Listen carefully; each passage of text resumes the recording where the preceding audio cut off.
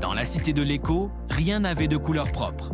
Tout n'était que le reflet terne du souvenir d'une teinte que personne n'avait jamais vue. La cité elle-même était une immense symphonie, jouant une seule et même mélodie depuis la nuit des temps.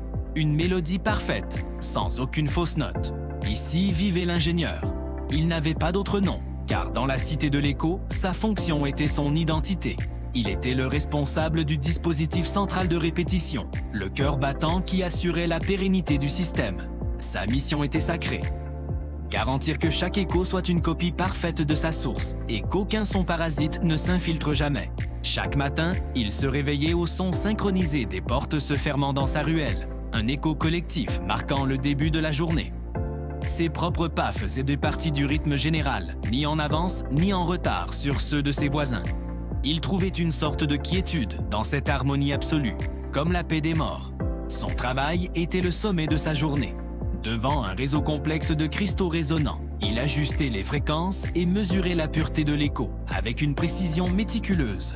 Les cristaux captaient lents les quelques sons sources approuvés, comme le bruit de pas disciplinés ou le bourdonnement des usines. Le dispositif les dépouillait alors de toute individualité pour les rediffuser en une onde pure, un écho qui résonnait partout, imposant un moule sonore uniforme à toute chose. L'ingénieur était fier d'être le gardien de cette perfection artificielle.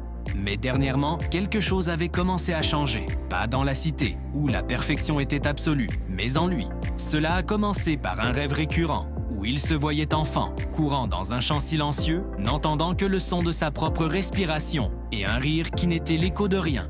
Il se réveillait avec un étrange sentiment de perte. Le vide que la perfection du système ne parvenait plus à combler grandissait en lui. Il se mit à haïr sa fonction, à haïr ses mains qui réglaient la machine de la lente mort de l'originalité. Il sentait que cet écho parfait dissimulait une absence immense, l'absence de vie. La cité ne connaissait pas le silence.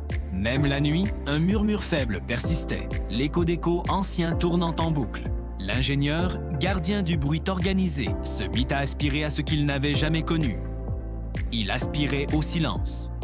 Une nuit, contemplant son reflet terne, il se murmura « Qui suis-je, loin de ce dispositif ?» Une question dangereuse. Une question qui pourrait l'envoyer au cimetière. Mais la graine du doute était plantée. Et s'il existait un son qui n'avait pas besoin d'écho pour être entendu? La suite de cette histoire vous intéresse? Dites-le moi en commentaire. Abonnez-vous pour ne rien manquer. Et à très bientôt pour le chapitre 2.